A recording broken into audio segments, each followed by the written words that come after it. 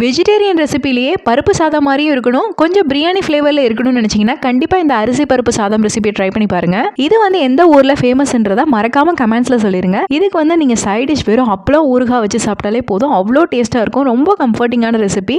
First time இதை நான் try பண்ணி பார்த்தேன், ரொம்பவே டேஸ்ட்டாக இருந்துச்சு. வாங்க எப்படி செய்யறதுன்றதை பார்க்கலாம். இதுக்கு ஃபர்ஸ்ட் 100 கிராம் அளவுக்கு நீங்கள் சாப்பாட்டு அரிசி எடுத்துக்கோங்க. அதுக்கப்புறம் 50 கிராம் அளவுக்கு துவரம் பருப்பு எடுத்துக்கலாம். இது ரெண்டையும் நல்லா அலசிட்டு ஒரு அரை மணி நேரம் நல்லா ஊற வச்சு எடுத்துக்கோங்க.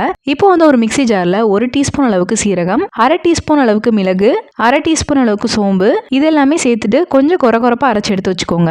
அதே மிக்சி ஜார்ல ஒரு 10ல இருந்து 15 பல் பூண்டு ஆட் பண்ணிக்கலாம். ஒரு துண்டு இஞ்சியை 2ஆ கட் பண்ணியிருக்கேன். இதெல்லாமே சேர்த்துட்டு கொஞ்சம் கொரகொரப்பா அரைச்சு எடுத்து வச்சுக்கோங்க.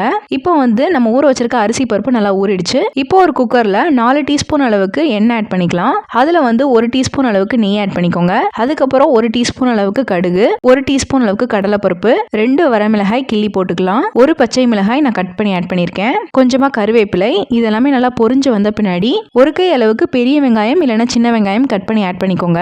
நல்லா வதக்கி விட்டுட்டு 1 டீஸ்பூன் அளவுக்கு கல்லுப்பு ஆட் பண்ணிக்கலாம். அதுக்கப்புறம் நம்ம அரைச்சு வச்சிருக்க மிக்சர் ஆட் பண்ணிக்கலாம். ஆட் பண்ணிட்டு நல்லா பச்சை வாசனை போற அளவுக்கு வதக்கிக்கலாம். இப்போ ஒரு தக்காளியை நான் கட் பண்ணி வச்சிருக்கேன், அதை ஆட் பண்ணிக்கலாம். ஆட் பண்ணிட்டு நல்லா தக்காளி சாஃப்ட் ஆன பின்னாடி அரை டீஸ்பூன் அளவுக்கு மஞ்சள் தூள், 1 டீஸ்பூன் அளவுக்கு குழம்பு மிளகாய் தூள் ஆட் பண்ணிக்கோங்க. இதெல்லாமே சேர்த்து நல்லா மிக்ஸ் பண்ணிட்டு ஒரு 3 கப் அளவுக்கு தண்ணி ஆட் பண்ணிக்கோங்க.